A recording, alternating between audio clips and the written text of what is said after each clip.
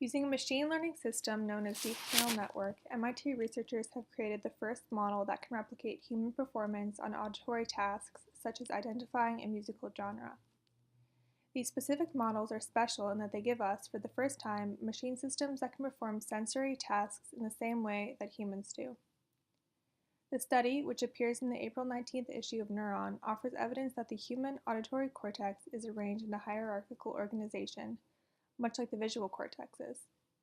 In this type of arrangement, sensory information passes through successive stages of processing, with basic information processed earlier and more advanced features, such as word meaning, extracted in later stages.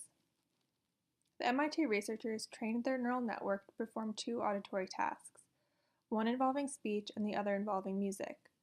For the speech task, the researchers gave the model thousands of 2-second recordings of a person talking.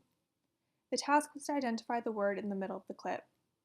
For the music task, the model was asked to identify the genre of a 2-second clip of music. The researchers went so far as to use audio clips that included background noise to make the task more realistic.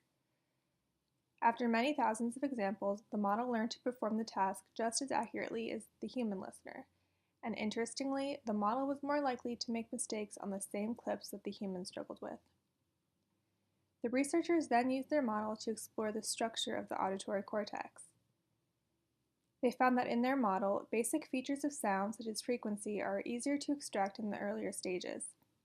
And as information is processed and moves farther along the network, it becomes harder to extract frequency but easier to extract higher-level information, such as words. The researchers were interested to see how their model compared to human processing, so they used fMRIs to measure different regions of auditory cortex as the brain processes real-world sounds.